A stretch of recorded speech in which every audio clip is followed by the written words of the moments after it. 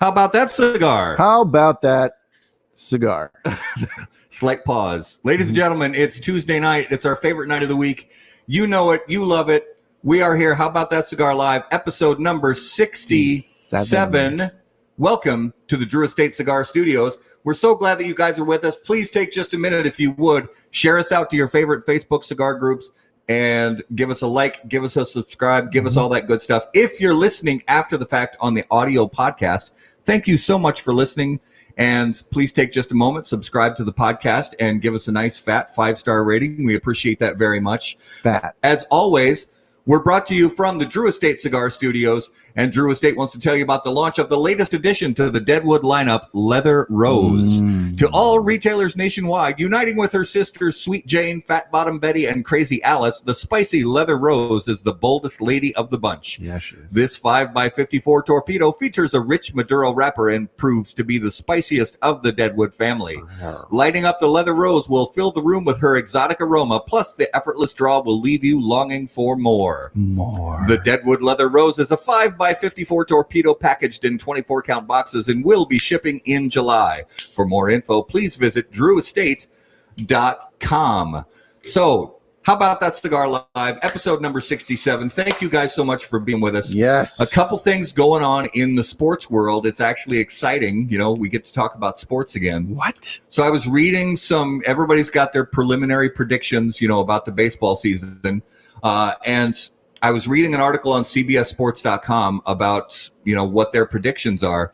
And they actually predict, and I can't hesitate to agree with them, they actually predict that the Minnesota Twins, our team, they are going to win their first postseason game since 2004. And we've had plenty of postseason games since 2004, but we've lost every last one of them. All of them. 16 in a row? Yep. Yeah, 16 postseason losses in a row.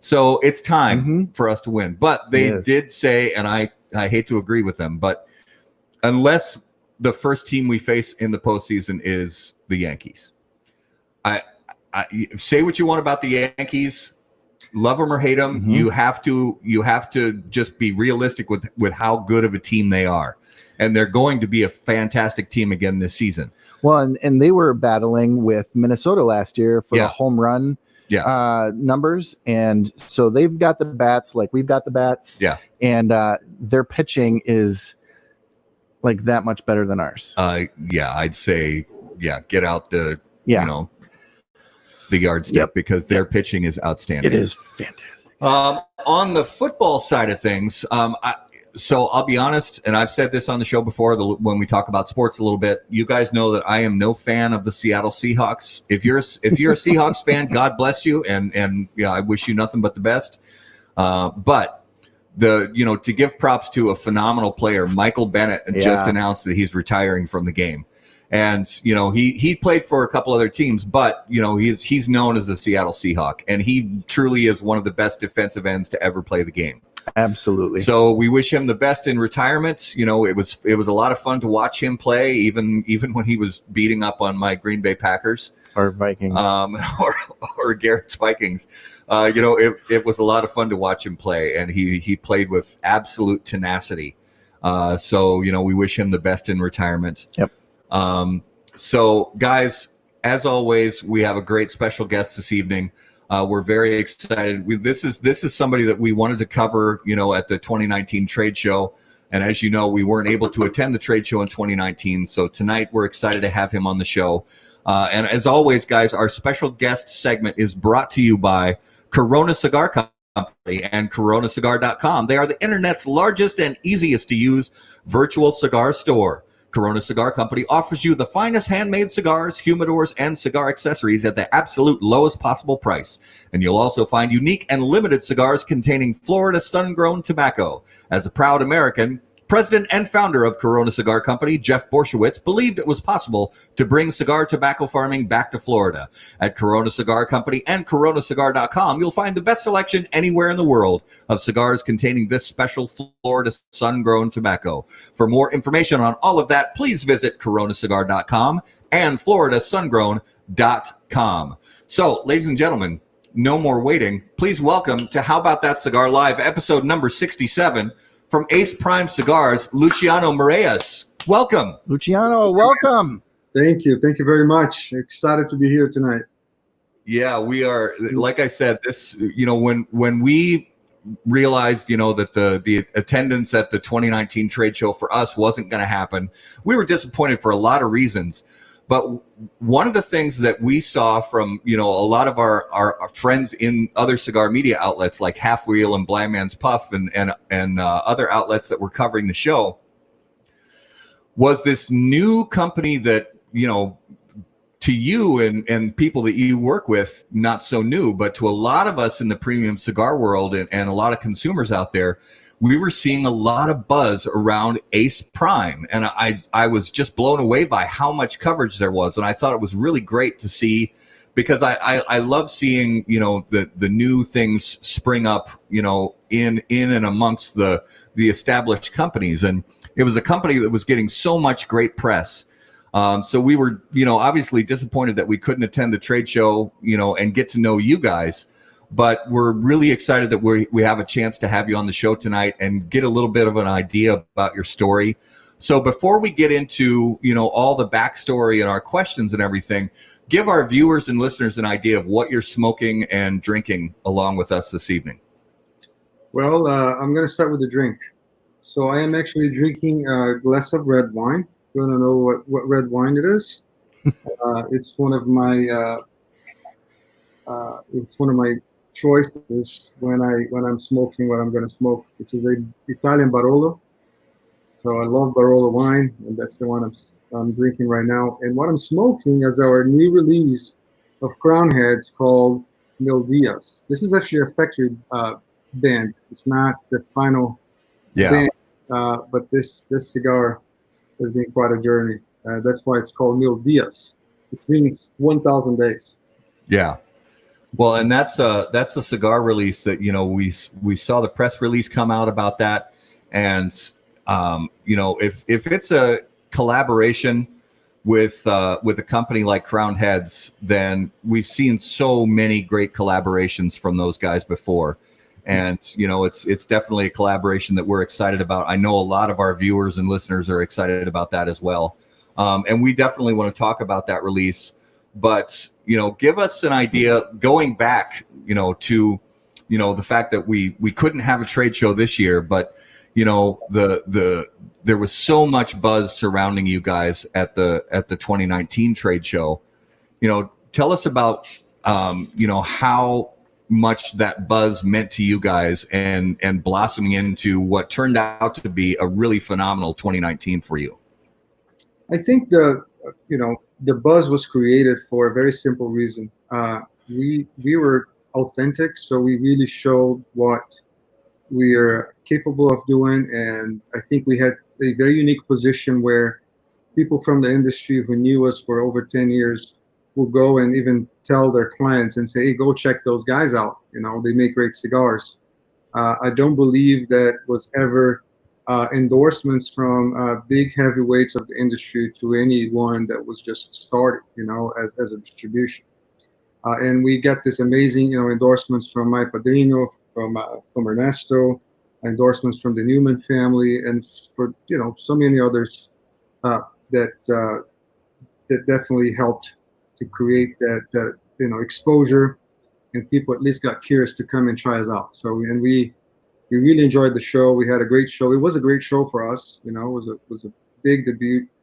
But now we have new circumstances. We have a new reality, and I think we're going to still have great trade shows in the future.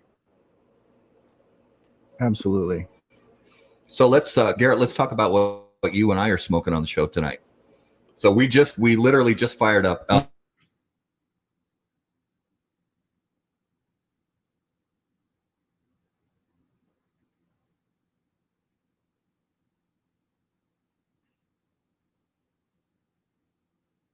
This is one.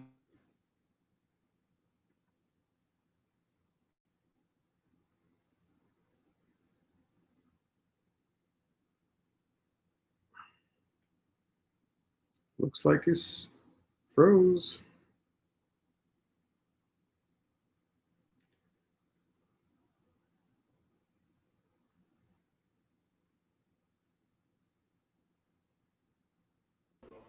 Please hold. There we go. We're back. There you go. I almost took over, man. I almost start like, hey guys, welcome to the How About That Cigar. Yeah. I mean, live here. Have a good night. It's funny. So here we are. All right. So Matt, you were talking about. So we're going to talk about what we are smoking tonight. So Garrett and I fired up some of these this evening. I just fired up the Pichardo, Connecticut, which I did sample a couple days ago and loved it. That's why I wanted to smoke it on the show tonight. And Garrett is smoking I am smoking the Pichardo San Andreas. San Andreas. Is this the San? That's or is that the Habano? That's the Habano. Oh, that's the Habano. Dang it! You were going to fire up the San Andreas. And I you was. Fired up the wrong one. I grabbed the wrong dang one. Well, you know what? There is no wrong choice there. It's still going to be good. There's no bad cigars in that bag right there. No, because this is already doing things to my face that I love.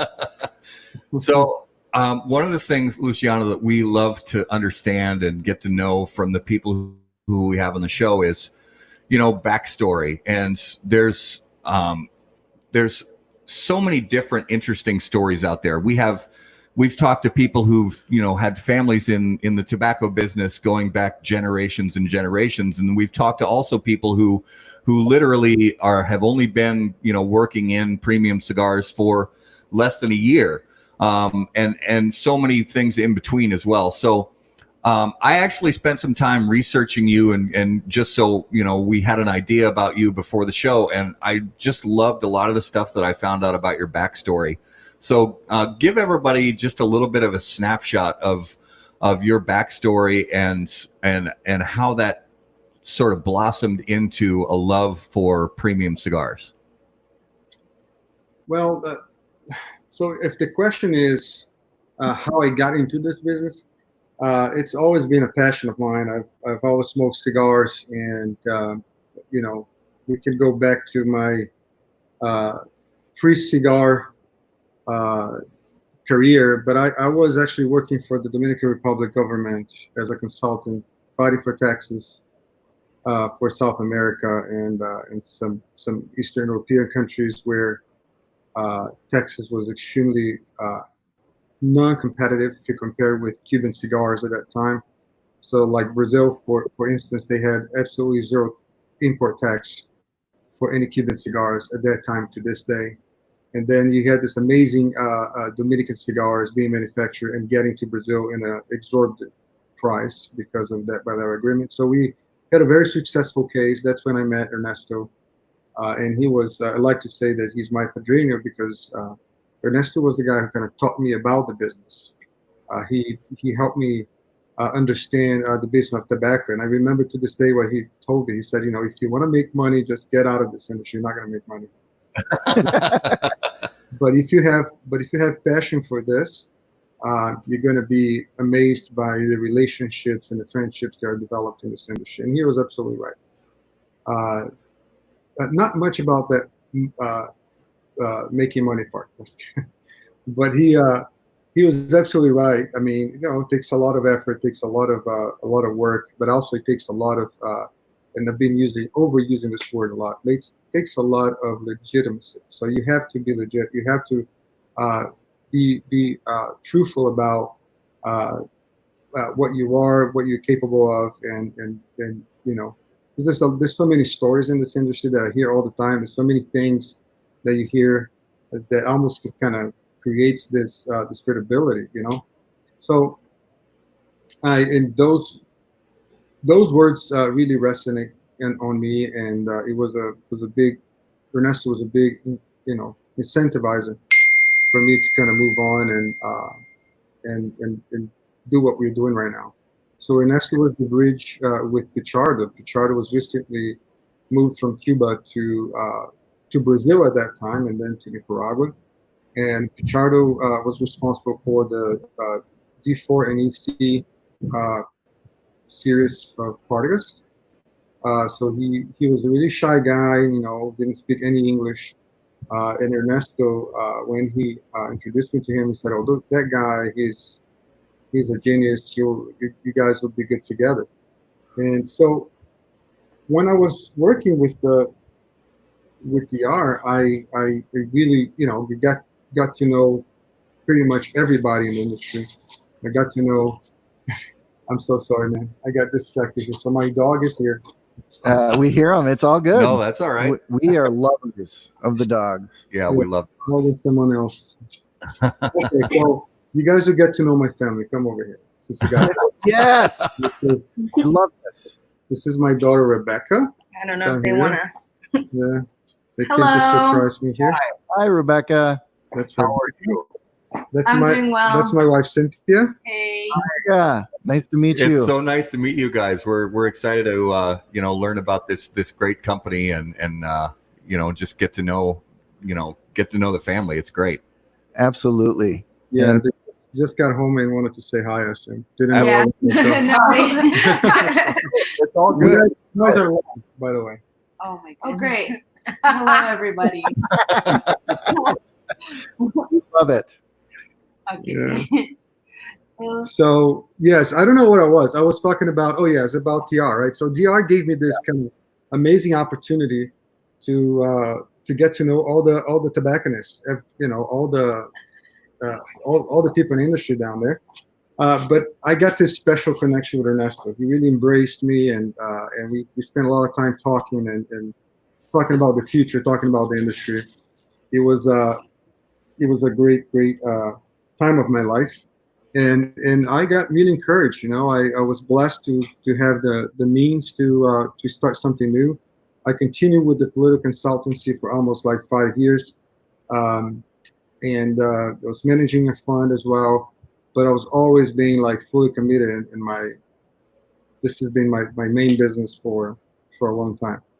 Yeah. So after that, we moved to Nicaragua and we start Tabacalera Pichardo, and we start manufacturing we became known as good constructors of cigars, outsourcing cigars for, I don't know, you name it, a lot of people, different seasons. We made cigars for a bunch of people, cigars that got awarded eventually, but we could never go there and claim the prize, you know what I'm saying? Right. It's always behind the scenes. And one day, a very good friend of mine, he's NBA champion, Thiago. He convinced me to really kind of create our own brands and try to imagine shifting this culture of making cigars for other people and never competing with any of our clients, and then suddenly coming up with this idea. It took me almost 2 years to digest the idea. Yeah. And then we finally decided to do it, which was at the PCA IPCPR of 2019. We had this big celebration of a lot of hard work for over 2 years. Some of the cigars, and the ones you're smoking right now, are cigars that actually rolled 2 years before the show, because that's how the process of preparation of that cigar, that's how long it takes to prepare that cigar. So it was a big party for us. It was amazing. And now with the strategic alliance with the Crown Heads, it's been even better. So we opened over 2 digits of accounts in Las Vegas at the show, and of course a few months later we opened more accounts, and we grew. I would say substantially fast. And now with the Crown Heads, we went to a different level. Those guys are amazing. So we've been making cigars for them. We made the Juarez. We've been doing some other kind of specific small projects. And now with the Mil Diaz, I believe that Mil Diaz is a culmination of a lot of work too. And that's why it's called Mil Diaz. That's the cigar I'm smoking. It means that we truly have been, it is the celebration of this 1,000 days of hard work. And this, when I say hard work, that's a lot of pleasure involved too in making this amazing product and all the products we've been developing together. Yeah. And there's so much that, led up to the, the place that you have today in the premium cigar world. And that's one of the things that a lot of companies, have some similarities with that, where they have a factory presence, they have a manufacturing presence, a blending presence, where they work with other companies to build their brand and to come up with these amazing blends that can have great success on the market, and a lot of consumers like us have loved throughout the years. And then all of a sudden, like you said, you convert to producing your own brands and your own blends for your own company that potentially in some cases are going to compete for humidor space with brands that you've been producing faithfully for a long time.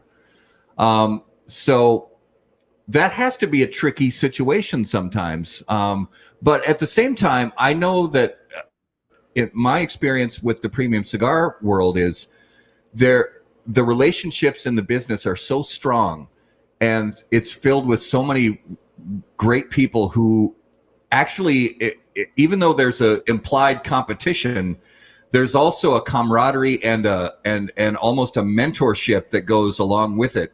So what did you notice with those relationships as they transitioned, from manufacturing partner to, a little bit of competition, but at the same time, did you have people saying, hey, you're going to compete with us now, but I still wish you all the best? What was that like when that first started transitioning? That's a very good question, and I think this industry is like no other industry of camaraderie. So you see a lot of people supporting each other, and remember that we grow tobacco and we trade a lot of tobacco. A lot of people use our tobacco, we use other people's tobacco, we buy, we sell. So that relationship always existed in the cigar industry. That's something that people don't realize. I truly believe there's no competition at all. Of course, in our position, we had this comfortable position of just being manufacturers, and we are actually happy to be in the backstage and work behind the scenes, and we consolidated our reputation by doing that. So what I did, I told you, it took us 2 years to digest and make sure that we are going to do this. And I remember having conversations with many colleagues and saying, hey, I might do this. Would you be okay with it? And then, and I can tell you that 99% of them validated our decision, which is crazy. If you look at any other consuming product and try to do the same, it's always an issue. So in our case, there was no issue whatsoever. Of course, we have to kind of shift a little bit. We stopped some of most of our production that we were doing for other brands and focus in ours. We still maintain a couple of other brands. Crown Heads was one of them, and now we not only manufacture Crown Head cigars, but we are happy to do this alliance. And Crown Heads is now distributing all these Prime products. And this road show we had a couple of days ago, I mean, it's still going on. I went to a few 2 days ago. It was amazing, just seeing the results of this alliance and seeing just people bringing the product to their shops. I'm just kind of getting, just in your chat here, I got ready 3 people that I met, one in Kansas City, 2 in Indiana, in my watch party here, just saying, hey, I talked to Luciano, just 3 days ago. Yes, we did talk, and we're getting to know more and more people. And the relationship that we have with the Crown Heads is just amazing. I just love those guys. I know Miguel, who is the national sales manager for almost 12 years. He's been a very good friend of mine during all this entire time. And he was the bridge between us and the Crown Heads. And once, the relationship was established, we only, grew more and more in that relationship of trust and camaraderie, and we all kind of, and just like Mike likes to say, this is absolutely organic. None of us ever forced and say, hey, let's have a meeting and discuss the future. It was always over a good meal or talking about something else, and then, hey, by the way, you guys are doing this, let's do this together. It was a natural consequence of a very fruitful and positive relationship. Yeah. Well, and you talked about relationships already a few times and how important those are, but also the quality of relationships in the cigar industry, whether you're on the manufacturing side, whether you're in brick and mortar, or in media. I gotta say, the relationships and the camaraderie and the love is like nothing I've ever seen before. And like we talked in the pre-show, you know, I spent some time in ministry training and all of that, and I can say that the cigar industry has something very special about it that I just absolutely love. You talked early on about Ernesto. What are some other key relationships and our mentors that you had in developing what you now have as a skill set for either blending or the business part of the cigar industry? You know, I'm a blessed man. I got tremendous mentors. You know, I mean, Ernesto was believe it or not, we never worked too much into the blending. Ernesto and I was more like to the business side. But of course, you know, he oversaw many of the blends we created. He's always have a word for me. But I would say Pichardo probably is one that I'm very thankful to be partnered with.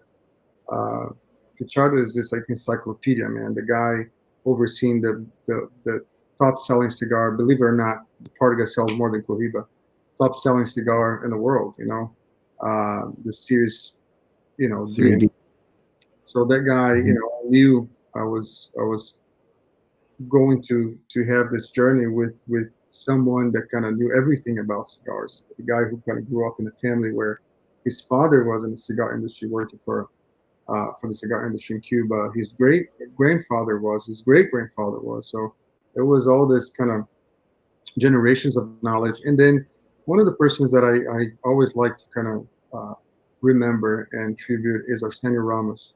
Arsenio, I think, taught me everything about fermentation, all this anaerobic fermentation that we were discussing offline. I mean, that guy invented the whole thing. You know, he's the guy who created that process. And I think I was blessed to have for the last 5 years of his life his mentorship, constant mentorship.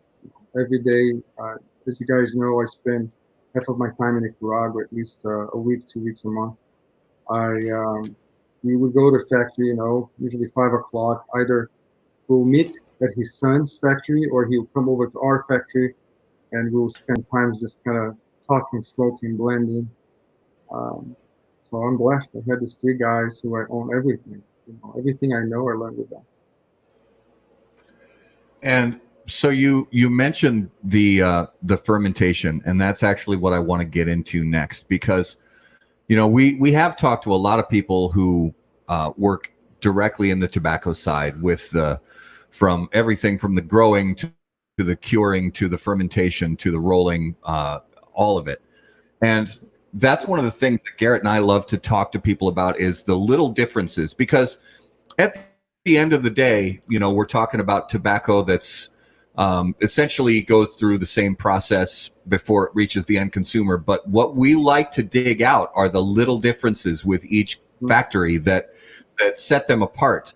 And you mentioned, if I'm saying it right, anaerobic fermentation. So tell us the difference between that and what people commonly think about when they think of these big pylons, you know, in these massive rooms that you can barely walk into because the smell of ammonia in the air is so thick you can't even breathe being in the room for more than 10 seconds. So tell us about your process and what makes it the end product for the consumer special.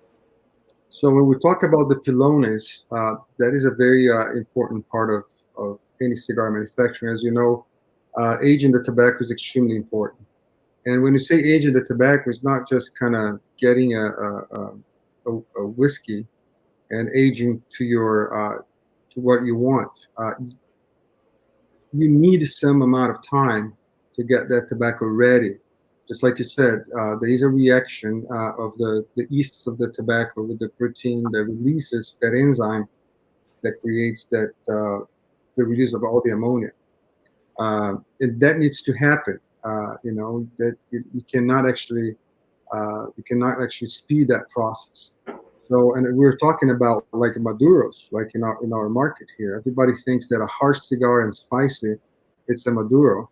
And we all know that's not true. It's usually under fermented tobacco that didn't go through the process in the pilones. One of the things that we do, and I believe I know just one manufacturer that does the same, of course, was mentored by Arsenio as well, is what you mentioned. It's the anaerobic process of fermentation. After the cigars are rolled, we put this is a specific line of the Pichado Reserva Familiar, which is the Havana, the San Andreas, and the Connecticut. The two of them you guys are smoking right now. So we put them in plastic bags, and we try to remove as much oxygen as we can. By doing that, we are just giving more power to the yeast and taking the power of the bacteria. I know it sounds weird, but that's how I learned from Arsenio too.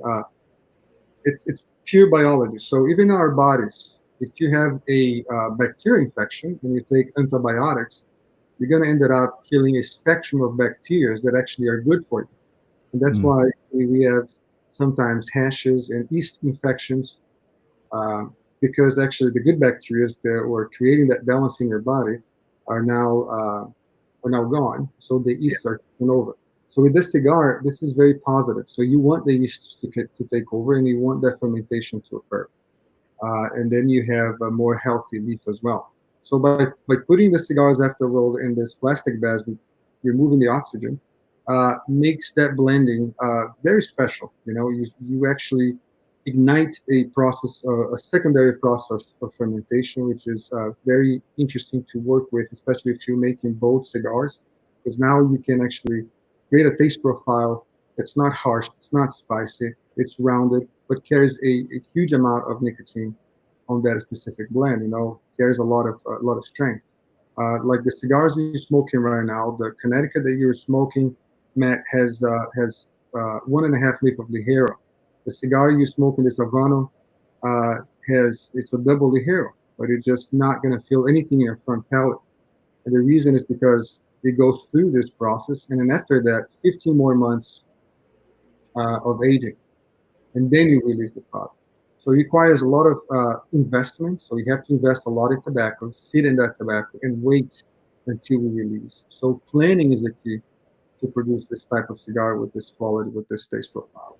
It's really it is an expensive cigar to produce, but it's so rewarding. You know, we're getting so great reviews in the cigars, and it's such an amazing acceptance. You know, we can't complain about that. Yeah. During that, when we were just letting Luciano talk about that special fermenting process, I nearly punched Matt because I am in a good way. I am enjoying this cigar so much. It is very special. To call it smooth and creamy, I take back all the times I said that before about a cigar. It is absolutely delicious. Thank you. Coffee and awesomeness is just well. And from a, you know, we don't do a ton of tasting notes on the show. We save that for our reviews, but we do occasionally when we're smoking cigars on the show. And you know, this one, like I said, I snuck a taste of one a couple days ago and smoked one of these Connecticut's, and it's the thing I really enjoy about this one is there's a very interesting mix of something that reminds me of butterscotch. You know, it's sweet and smooth, but there's also a sort of smokiness, you know, like a campfire hickory kind of smokiness to it. With there's no harshness, there's no there's just hints in the retrohale when the smoke comes out of the nose, you know, hints of, you know, little you know, spice to let you know that, you know, there's something there. But it's that combination of the sweet sort of butterscotchy kind of thing along with the hickory kind of smokiness is something that I can't remember ever noticing that sort of combination before in a cigar. And you mentioned that the Ligero in this blend, a lot of people stay away from Ligero when it comes to blending a Connecticut shade wrap cigar, most likely, like you already mentioned, not because of the strength, but because possibly the Ligero wasn't processed properly and had some residual ammonia. Is that right? Yes, and actually, it's a very good point. So this specific cigar, we use what we call the hybrid Connecticut. If you pay attention to this Connecticut, you put next to any other Connecticut, you notice that this one is more opaque. It's not much kind of shine. And the reason why is because this is a hybrid with 20% of Havana. So this is a Criollo hybrid of with Connecticut. Technically it's a Connecticut because it's predominant Connecticut. That give us the ability to kind of build stronger blends with Connecticut and create different taste profiles, which was always the idea of ACE Prime. So how innovative can you be these days? So what can you create that's new in this market? There's so many factors making it wonderful cigars. So it requires for you to take some risks and try different things. And I believe that the cigar you're smoking right now, Matt, it's definitely a consequence of taking that risk to kind of blend something that will be unique for people's palate. That was the whole idea. And the other two of this line was exactly the same thing. Can we, with the anaerobic process, develop a clean smoke, a clean flavor, where there's no harshness, no spiciness, but we can use a good amount of ligero, because the less seco you use, the less leaves of combustion you use, the more space you have to play with flavors. So because usually, even because of the mass, the density of the seco is extremely thin, so you have to use a lot of seco to create eventually some sort of flavor experience. The Steli seco has a little more predominance than any other seco, but still not enough. So it's almost like we call vanilla, right? Like neutral flavor. So the less seco you use, the more viso and ligero you use, more flavorful cigars you have. And that's what we try to do with this line of cigars. There's a tremendous amount of visto in the hero, and then if you cut open the cigar, you see that's only half leaf of seco in each one of them. And we don't often talk about MSRP on the show, but you've said this is a very expensive process for these cigars. Does this line all pretty much MSRP about the same price? If I tell you, you're not going to believe it. It's $12. No. Yeah, that's a good price point, definitely. Just from experience, and our viewers and listeners know, we've all smoked cigars, and one of the things we do in our reviews is taking into account the price point of the cigars, and whether or not the cigar smokes equal to, better than, or worse than its price point. Without getting into the official review process, I'll say that this cigar certainly smokes above its price point. Because it's not an easy thing to do these days, is to put a product on, especially in tobacco, because I know you have your own sources, but blends often are made with tobaccos from some of your own farms, but then some farms, tobaccos that you purchase from other suppliers, and it's getting tougher and tougher. We know from talking to so many people to source quality tobacco at a decent price, and going into the next few years is probably going to be a little tougher, because of quarantine and things like that are probably going to make prices on a lot of raw materials increase. But just that rambling is just me saying that the cigar definitely smokes better than its price point. Definitely. Yep. Yep. Absolutely. So you mentioned a minute ago about your relationship, the friendship you have with Tiago Splitter, and I want to know about the series, the MXS. There's the cigar, that the namesake for Tiago Splitter, and then there's the cigar, the namesake for Dominic Wilkins. How did those friendships develop and evolve, and how did all that come about with them working with you to have cigars created with their signatures on them? Yeah, so the MXS is a brand on its own. So we have the signature lines. This was an idea we had a year and a half ago. We wanted to not just honor the career, but also send a message to the public that what it means to really live a life of maximum excellence success. And there's a little trick here. A lot of people think it's because of the celebrity side. It's because Dominic Wilkins is such this amazing player, the best thinker of all times, and he's a legend, and Thiago Splitter, NBA champion. Those things I can tell you, that we are live. It's almost like small traps for a bigger message. So because if you dig their lives, if you know what Thiago Splitter does, Thiago Splitter is a man that lives for philanthropy. Like the guy created this institution in Brazil, helping thousands of kids. You have Dominic Wilkins, who supports so many nonprofits. He's the president of a board of Culture City, which is a nonprofit that creates awareness for autism. He has a special kid himself, who just went through a surgery 2 weeks ago. Those are tremendous human beings, you know. Mm-hmm. And that actually I can plug exactly. I can plug the other part of the question, which is how I have the relationships. I think the relationships are based in humane relationships, not on the fact that they are celebrities or they are successful. But the MXS wants to send that message, and I'm gonna actually give you give an idea of what that means. One of the MXS that will be launched next year, it's called the MXS Lester. And Lester, he's one of our employees that been with us for the past 7 years.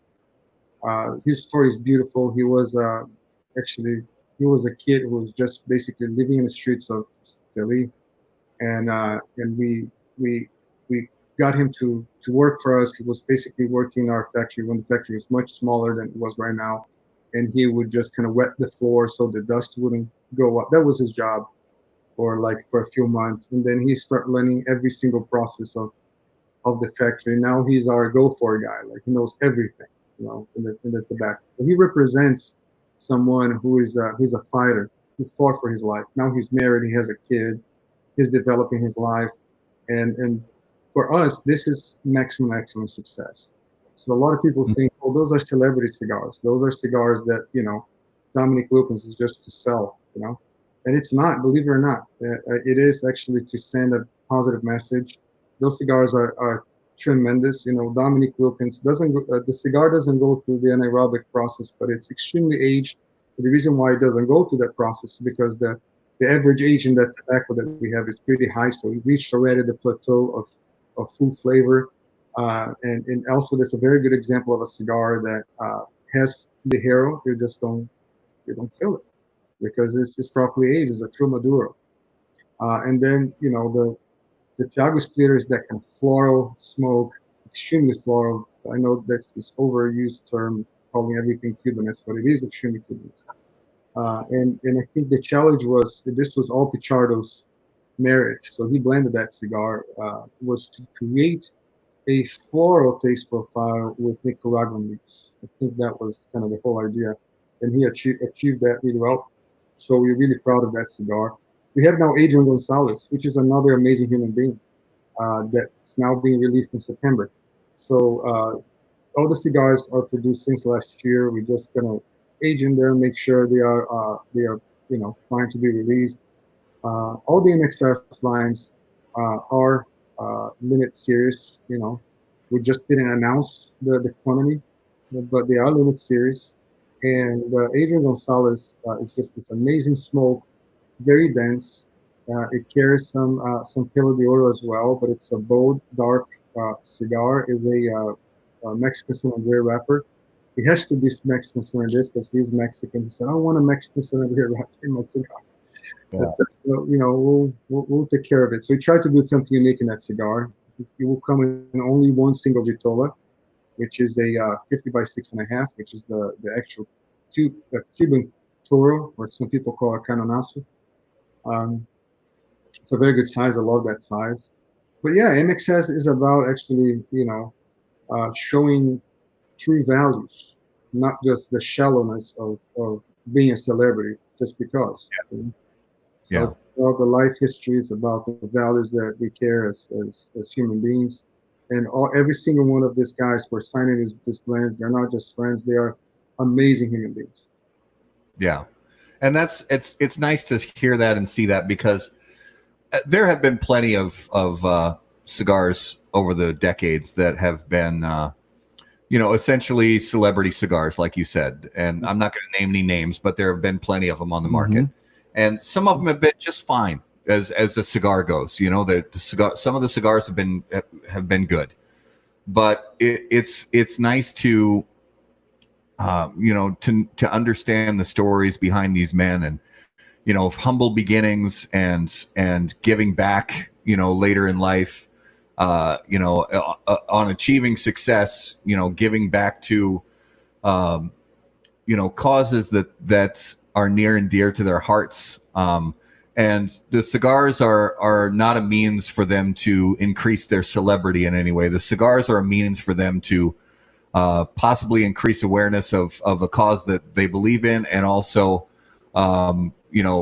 if anything, foster some better relationships in the world. And we know that premium cigars, there is something about a premium cigar sitting down with people who possibly you've never even met before, where you can foster relationships, through this smoke rising up into the air, that you seem to not be able to get that kind of a relationship building tool anywhere else. Yeah, it's true. I think we talked about this. Cigars are just an amazing catalyzer for different conversations, and consequently, good relationships. I remember, every single one of these relationships, Adrian or Tiago or Dominique, they occur.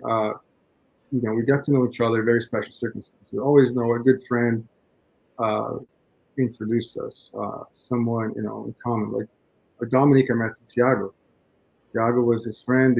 Tiago played for the Atlanta Hawks for a very little bit, so they got to connect and become friends. They always smoked cigars together, so it was kind of a no-brainer, just to send him samples and start talking to him until we had a chance to get to know each other.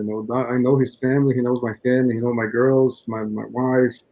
So it becomes a very organic relationship. Well,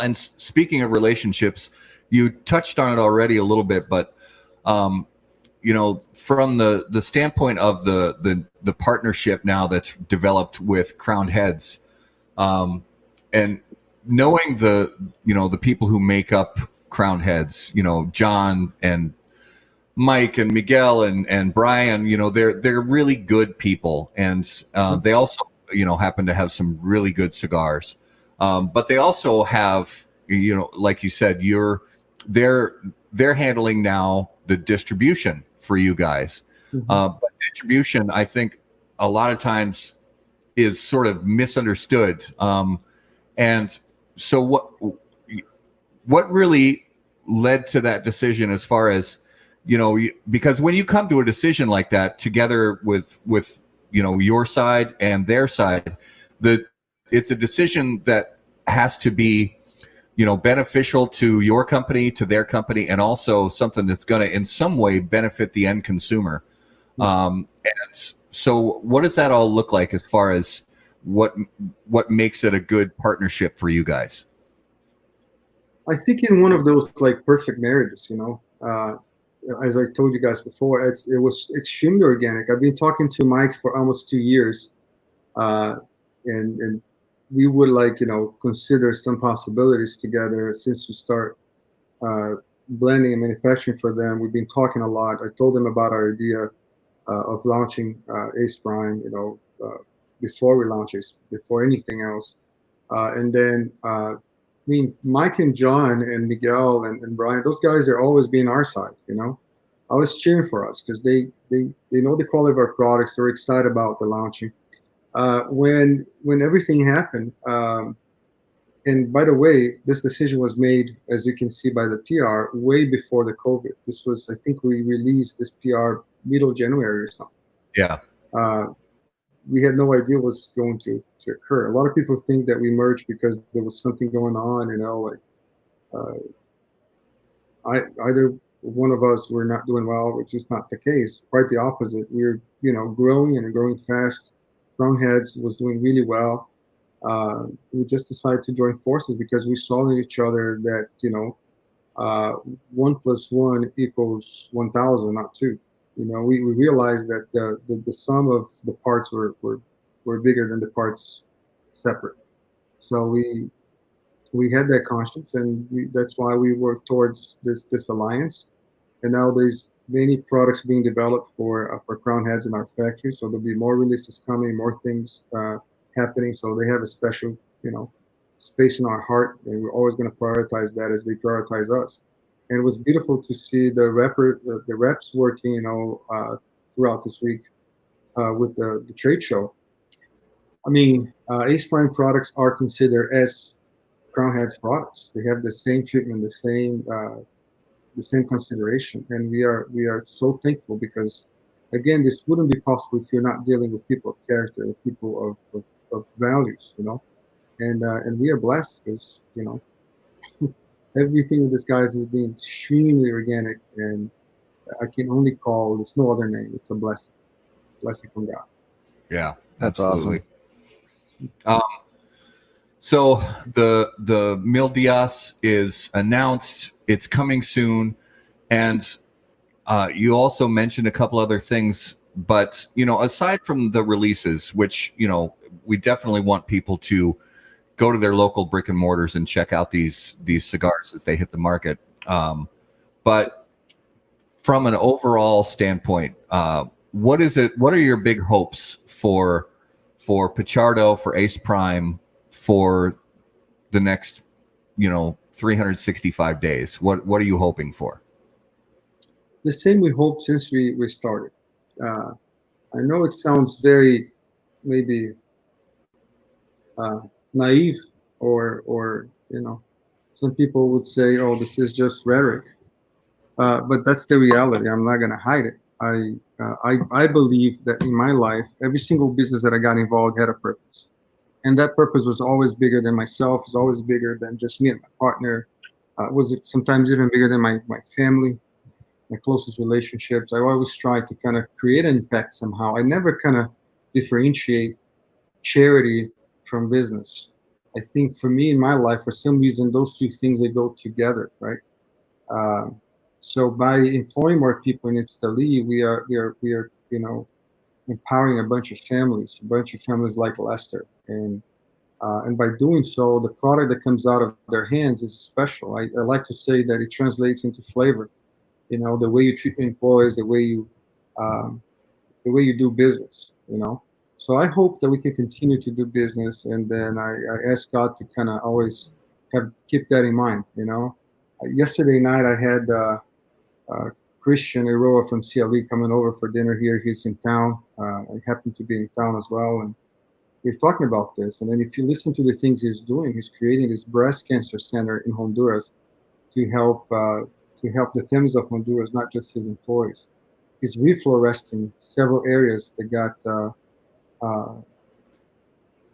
they have issues over there. Like he's planting tree fruits everywhere to help people, even with food. His factory is a standard for the Honduras government. I love to hear those stories. So why the guy is doing that?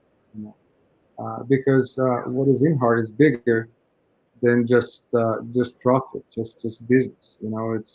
Everything goes together. And the more he grows, more people he will bless, more families will be employed, more change, more impact he will cause in his country, more happy he will be, more happy his family will be, and more happy we consumers will be. So everything is interconnected. Everything is organic. So I just hope that we can continue the same path, and that's kind of how we originate. We actually started with this mentality, and I'm very happy to say that to this day, I believe that mentality it's there, stronger than ever. Yeah. Well, and I love that philosophy because I don't want to get too sentimental because I tend to do that from time to time, but it's there is something of importance surrounding premium cigars, and it's not about necessarily the cigar itself. It's about everything that goes into it and everything that end experience means for from the the person who sits in a lab and comes up with these new seeds, to the person who plants those seeds, to the people who cultivate them and harvest them, cure them, ferment them, roll them, and then the people who sell them, to the people who smoke them. And there's an experience tied to each one of those steps along the way. And all those steps, there's the individual's experience who goes through it, but there's also the community around that person who is a part of it. And to use that same philosophy that you mentioned, as far as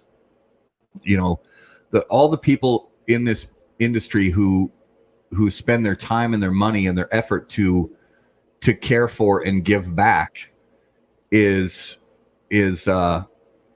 something that I don't see a lot in a lot of other industries or businesses, let's say. But that is one of the many things about the premium cigar world that we think is so important and is so unique and special. And we wish you nothing but the best, and we hope that you're able to continue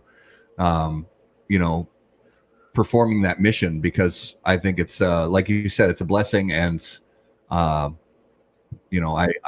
hope that all the success comes to all those aspects for you. Definitely. Amen. Appreciate it, my friend. So one question that we like to hit people with is, out of all the blends that, from all the series, whether it's Pichardo or MXS or Ace Prime or out of all the blends, what is the one that you find yourself going back to so often that you smoke more than any other? I have to go to the new releases, because I'm in love with the Mil Diaz. I'm in love with the Lancero, the Dreamer.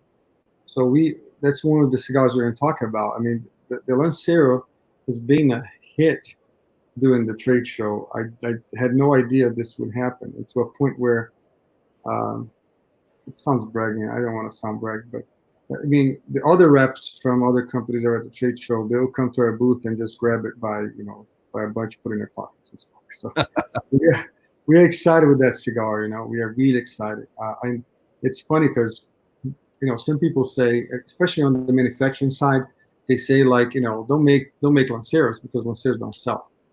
I think that's a misconception. I think people are looking for good Lanceros that have a good draw, Lanceros that have flavor, and that's what we achieved with this cigar. I was telling you before, the way we construct the cigar, even the size of the leaves that we use as fillers, the way we build the construction was to have a perfect draw.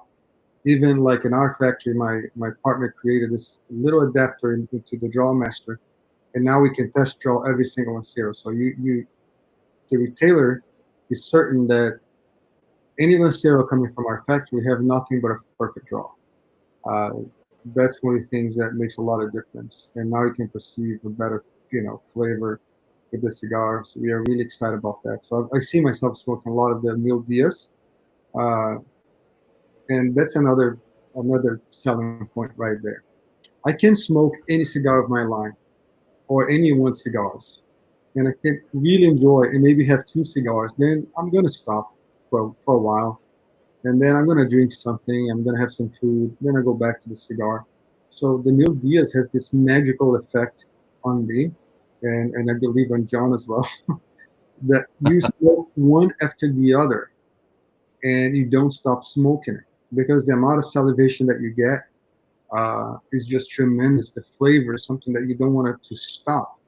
So I think for retailers, this cigar is going to be, a blast. Because if someone walks into a cigar lounge and spends like 4 hours, instead of smoking 2 cigars, they're going to smoke 4. So that's the whole idea, is to create that kind desire to smoke it again and again and again. So we have a very unique taste profile. We like to say it's a cigar like no other. Just like, I was telling you about our goal with each one of our cigars to create something different. I know everybody says the same thing. My cigar is unique. My cigar is unique. It's somehow I'm exposing myself by saying this, but yeah, I think we are truthful when we say that. In our case, we truly try to create something unique and create a new experience. And I think with Mil Diaz, I can tell you, and I'm not going to put words in John's mouth, but he was really loud about this. He says that was the best cigar that Crown has ever put in the market. Yeah, so it's a very bold statement. And for us, it is one of the best cigars I've ever blended in my life. I can tell you this. It's just unique. That's not like nothing. It's overpowering in any sense. It's balanced in acidity. It's not a acid cigar. It's not an alkaline cigar. It's just absolutely balanced. It's balanced in salinity, in minerals. It's almost like, God touched the cigar. There we go, my son. This is my blessing to you, because this cigar is just incredible, and we are extremely excited about it. So my answer to you is no BS. That's great. That's and love it. It's something that, like I already mentioned, as soon as the announcement came out about it, I already knew, a dozen people who were excited about it, myself included. So we're definitely looking forward to that one. Sounds good. So let's move into this week's Smokabulary word. And Smokabulary, as always, Smokabulary is brought to you by AJ Fernandez. Born and raised in Cuba, AJ Fernandez now produces unparalleled premium cigars in Esteli, Nicaragua. The day-to-day operations at Tabacalera AJ Fernandez are managed under the watchful eye of Mr. Fernandez himself in order to ensure superior quality. The AJ Fernandez portfolio of premium cigars provides blend, strength, and flavor profiles to match the preferences of any premium cigar consumer, whether it's New World, Dias de Gloria, San Lotano, Enclave, or Bellas Artes, you're sure to be satisfied with a premium cigar from AJ Fernandez. So this week's Smokabulary word, not unlike last week's, this week's is kind of simple, but it's one of those times where we pick a word that it's a word we hear every day, but in the cigar world, it means something a little bit different. So this week's Smokabulary word is hand. And in tobacco, premium tobacco for premium cigars, hand is when they gather the tobacco leaves, they harvest the tobacco leaves, they gather them together and they tie them into these things that are sometimes called hands. And typically, it depends on the factory. I've heard some factories, a hand will be about 10 leaves, some will be about 30 or 40.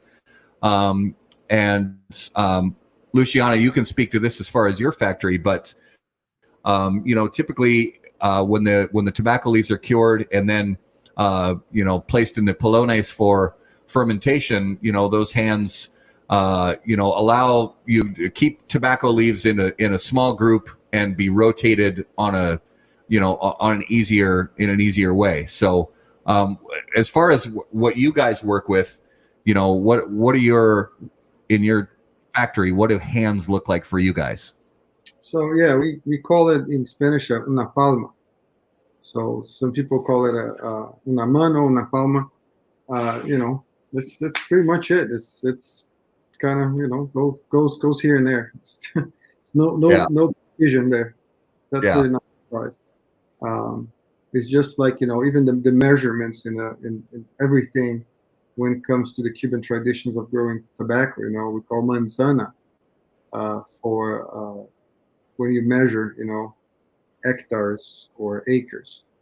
Hectares you use manzana, or paca, which is about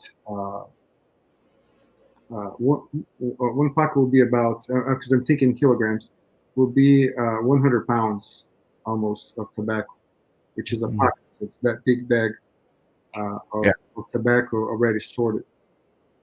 So, yeah, that's fascinating. Cool. We do have a viewer question. Oh yeah.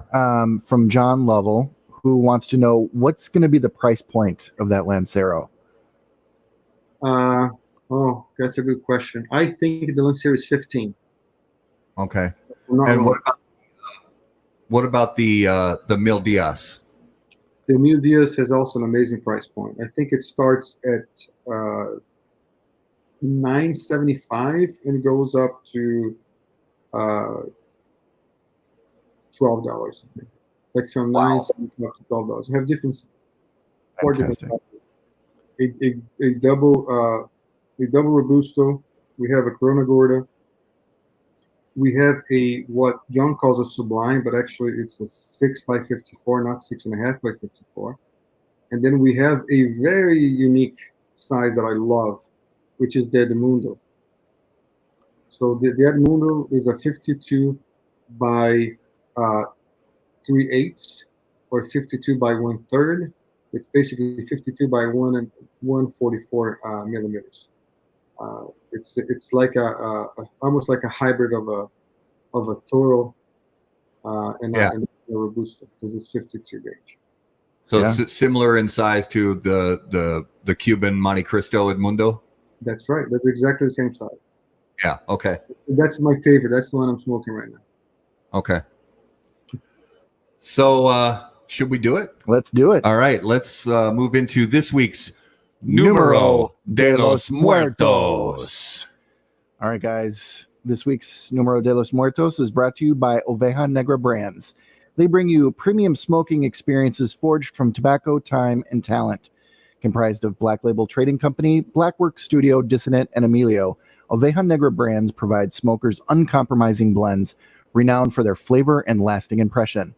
Oveja Negra, where art and tobacco collide. Join the flock. Visit ovejanegracigars.com to learn more. All right, guys.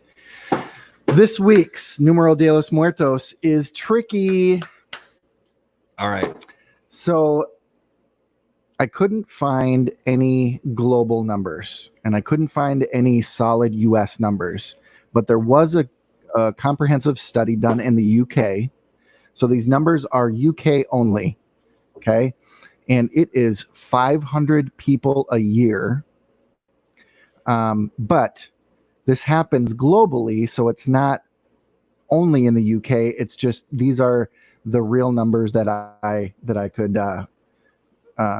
find and that are solid numbers. So the UK is the only country that keeps data on on this. Well, the CDC had some numbers, but not enough for me to really give a good US estimate or a global estimate. Okay. Well, there was a hint. There was. Said CDC. Mm-hmm. All right. So 500. Mm-hmm. Okay. So as always, viewers, if you have guesses, put them in the comments. If you have questions, put them in the comments. Luciano, we get to guess. We get to throw out questions along the way, trying to get more hints. And we already have a guess. Coronavirus is too obvious. Correct. It is not the dentist. John says going to the dentist. No. Dwight, I love you. That is such a great. That's a great. Spontaneously combust. I wish. Yeah. I wish it was that. Not spontaneously combust. It is not. John asks, is it trauma related? So here's where it gets tricky. I suppose any death is trauma related, I guess. In a way. So how about this? Before we get to that 500 number, we're going to do another little trivia piece here. Can you guess how many different ways a coroner has to put as a cause of death? You mean like check boxes? Well, it could be check boxes, or that place on a death certificate for cause of death. How many? Oh wow, God, it's got to be endless. I mean, there is a specific number. Really? Yep, and it changed in 2013. Oh man, John says 5. I think it's higher than 5. A lot more. I'm gonna say. Can I shoot some? Yeah, man. Well, diabetes. It is not diabetes. So for all the causes of death that a coroner could choose on a death certificate, I'm going to say that I'll just put out a nice round even number and say 1,000. Okay.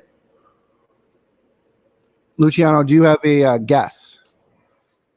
I don't know. I feel like would be less. Would be like, I don't know, organ failures to,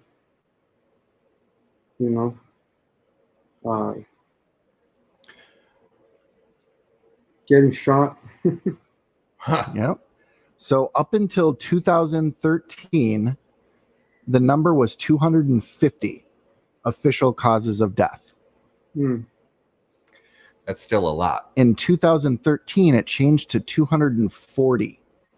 So they took out 10 that no longer applied or misdiagnosed causes of death. So they took out 10. Okay, so now we're at 240. Why would they take out 10? Anyway, I'm getting away from the original. So the question. original is 500. 500 in the UK. You said CDC, so I'm thinking it has something. Is it related to some type of infectious disease?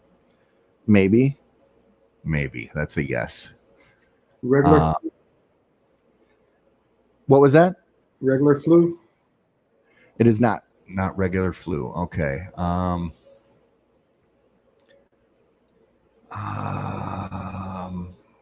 I'm kind of a jerk for this one, by the way.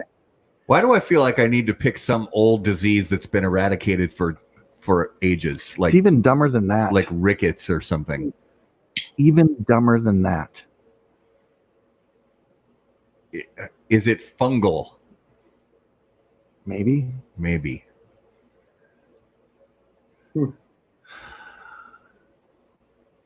John says chicken pox. It is not chicken pox, but I like that.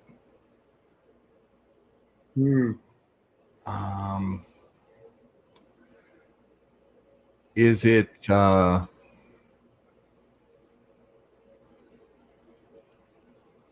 need another hint. Is it flesh-eating bacteria?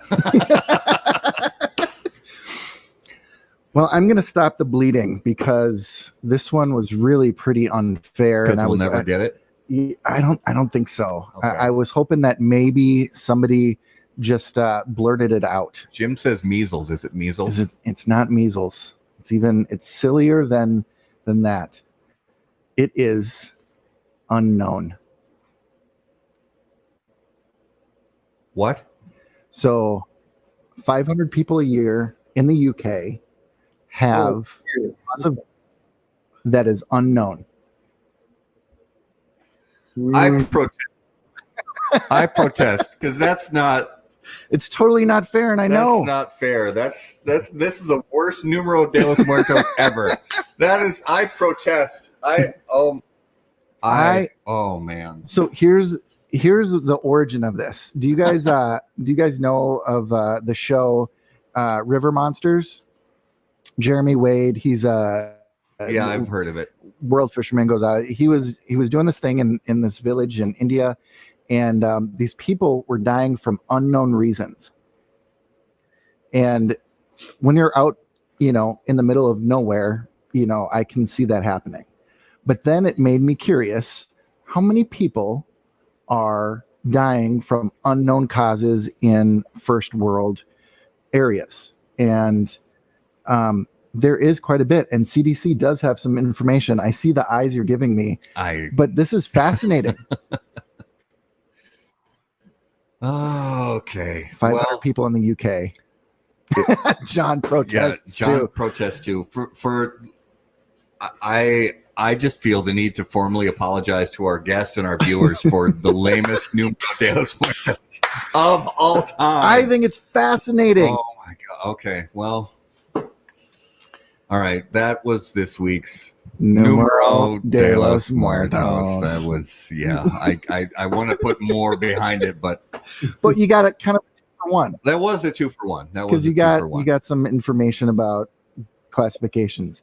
So if you're wondering, there are 240 possible official causes of death. I want to know what the 10 were that they took off the list. And I was looking for that. I bet it's stuff that's been eradicated, like polio or whatever, diseases have been eradicated over the years. My guess is that that's what they took off the list, but I'm getting ahead of myself. All right, Luciano, it's time for a lightning round. These are some fun non-cigar related questions. Okay. If you could choose to hear the thoughts of one living person for 10 minutes, who would it be and why? You could hear their thoughts for 10 minutes. Desmond Tutu. Ooh, love it. Because of the I really wanted to understand the amount of altruism that takes a man to do what he did. Because he's living. If it wasn't a living person, I would say Nelson Mandela maybe. Oh yes, love both of those answers. Good answer. All right, if you were about to get into a fight, what soundtrack music would come on? The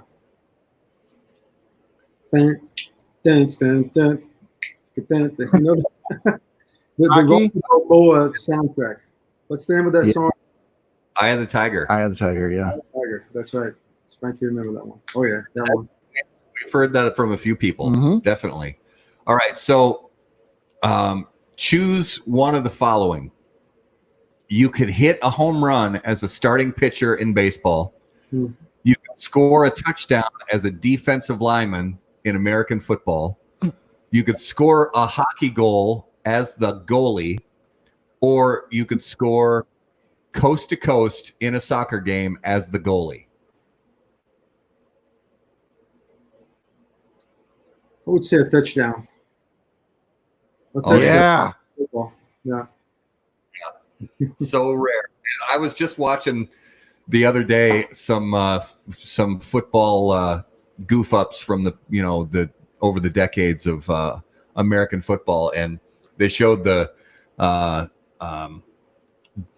from the Vikings, Jim Marshall running the opposite way, who picked up a fumble and he ran it for what he thought was a touchdown, but he went the wrong way all the way to the other end zone and safety. He's got a safety. So, but I love soccer, by the way, but I think the touchdown was more like without you got to run, you got to fight, be strategic. Yeah, exactly. All right, so what is the number one piece of advice that you would want to give to somebody who is brand new to premium cigars? They've just smoked their first or their second cigar. They're just starting to learn about it. What is the number one piece of advice you would want to give them? Don't rush. Take your time. Don't let anybody tell you what to think. Amen. Don't rush. Just kind of discover your the flavors, the taste profile that you like, and enjoy it. Just don't smoke per smoke. Just kind of smoke, trying to understand. I like to say there's several ways for you to kind of enjoy music, right? Or actually listen to music. You can actually hear music, or you can listen to music. You can pay attention to the notes and enjoy. And jam out or close your eyes and relax and enjoy that song, whatever type of song you want, whatever type of cigar you choose, just kind of really enjoy. Don't just kind of smoke because of peer pressure or because you just want to impress someone. Just kind of really enjoy your cigar. Yeah. No, that's a really good answer. Yep, absolutely. All right, so this week's Notable Smokable. And so, Luciano, each week we talk about a cigar we smoked over the past week that was interesting to us. It could be something that's been on the market forever, or it could be something brand new that we just recently tried. The one I put on my list for this week is the Verena Farms Breakfast Blend. And I have to be honest, I'm not even sure where I got this cigar. I pulled out one of the drawers in my humidor, reaching for something, and I saw this back there. And it's a cigar that's fully wrapped in a paper tube with tissue paper underneath it, and like an El Rey del Mundo. Yeah, kind of like that. And it's Connecticut wrap cigar. I think it was pretty old. My guess is it's probably been in my humidor at least 5 years, if not longer. And it was good. It was good. It was very extremely mild, but it burned well. It was good, and I don't know if it's a cigar I've ever seen in a store. I think it might be a catalog blend. And again, I don't have a clue where I got it, but it may have been given to me. But it's been in my humidor for a very long time. And so that was my notable smokable for the week. Well, and I had the opportunity. So the last 5 days, I was up at our in-laws' cabin in northwest Wisconsin, and sitting out by the fire overlooking the lake, I had a Black Label Trading Company Killer Bee, and man, was that tasty. Yeah, it's a good cigar. It definitely was very good. Definitely. So Luciano, obviously for you, you're smoking mostly your own stuff, but is there anything outside of your own portfolio that you've smoked recently that caught your interest? Yes, I had the pleasure of connecting with Rocky again this past week, and I tried his quarter anniversary, and it was quite an interesting cigar. I really enjoyed having that cigar. So he's a cigar that he ages for a little over 2 years. Kind of similar idea that we do with the Pichardo lines, not with the same process. And I actually enjoy smoking that cigar, but I'm going to actually say another one. And yes, it is one of our cigars, but I remember vividly smoking the Lancero. I think it was probably the second time I smoked this Lancero from this batch that came, for the show. And I was sitting with Miguel outside of our hotel and just enjoyed that Lancero, man. I was truly in my zone with that cigar. It was amazing. Love it.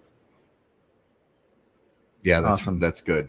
So upcoming in the next few weeks for our viewers and listeners, to let you know just a couple things we have coming up. Next week on July 28th, we're going to talk to Lee Marsh from Stolen Throne Cigars. And then following that on August 4th, we're going to talk to Tony Barrios from Stallone Cigars. And following that, on August 11th, Mr. Jeff Borshowitz from Corona Cigar Company will be live on the show. So continue to watch, continue to listen, and like and subscribe and all that good stuff. Luciano, give everybody a final idea. Where is the best place for our viewers and listeners to get all the latest info on Pichardo and ACE Prime? Well, go to our website, aceprime.com. You're going to find all the information there. Of course, all the cigar blogs. You guys always do a good job with the press releases, many of your colleagues as well. So just Google it, you find it. But if you want to go straight to the source, go to aceprime.com or go to crownheads.com. You'll find all about us. Fantastic. Awesome. Luciano, it was great having you on the show. It was great meeting your family and getting to know a little bit about you. We really appreciate your time and for all you're doing in the industry and in philanthropy. Thank you, guys. Thank you very much. Yeah. Thank you for the invitation. I really enjoyed the conversation. Yeah, thank you so much. So as always, guys, if you have any questions, you can email us directly at howaboutthatcigar.com. You can email Garrett. You can email Matt. And you can also follow us on Twitter and Instagram at HBT Cigar. Find us on Facebook, facebook.com/HBT Cigar. And until we see you guys next time, burn cigars, not bridges. Thanks, guys. Thanks, guys.